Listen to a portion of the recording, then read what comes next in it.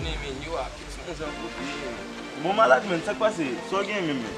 Fonde am tap palou la, li ka bon problem men. Kaka mse. Ou ba mbap kite fam abdomino men? Mwen men, yo, me da kou tet moun ne di fwe. Ah, ou men kako fe fwe? Kako fe msa deja men? Yo, ba yo fwe, yo ba yo ba kon sa nou fwe. Ah, fwe, ou kon madem me deti mba rete ramen, man meten ou ma kukal la kamen. Nan nan pali men, yo meto swa li. Ou kon mbaka e diyo kap mse, nan li baba?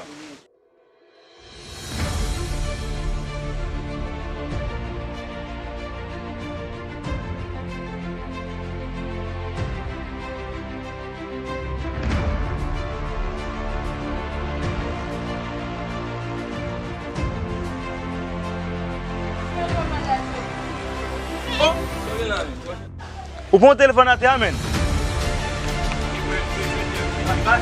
Ba yi kata sa mwen asma vola amen? Mwen pon telefon ate amen iti sou ki ta vese moun bak ou pon wada ti telefon nou. Koman sam nou ya fwe? Nou babel nou baba? Ti babel men? Wela, isi mwen pi bote pou la. Koman isi mwen pi bote pou la men?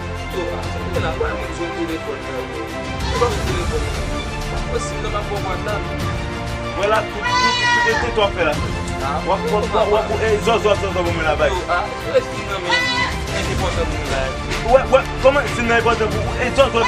Wè, se so wap lek bak si nan mwen la. Akwa, nou fwe, balat nou fwe. Ba wè kete zi la leta, esi nan bote mwen bak si mwen mwen la. Yo, kome patne mwen men, baka nan kouta mwen. Yo, wè, wè, zo men, bak si mwen mwen la.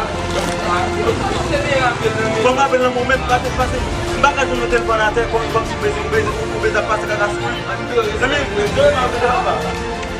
Lor ma vede kwe, bayi sa mwen ke fe base mwen sa mwen vede. Nan vede baba. Yo, keki, yo, nan kwe puta nan base.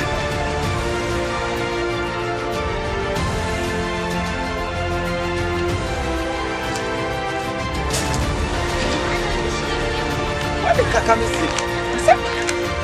Mese pa ke bousou mwen mese?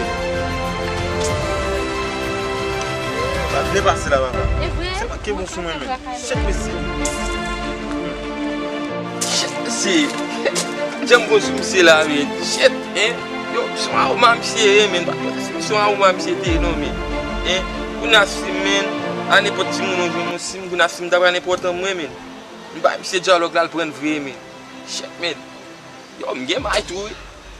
Nega pen bab domi, nega may nou men. Chet se. Kouda yi gaya la poste koun yon lal gen bay nan men la yi mesi. Chet, mse sotil nou yon an di yo a yi men.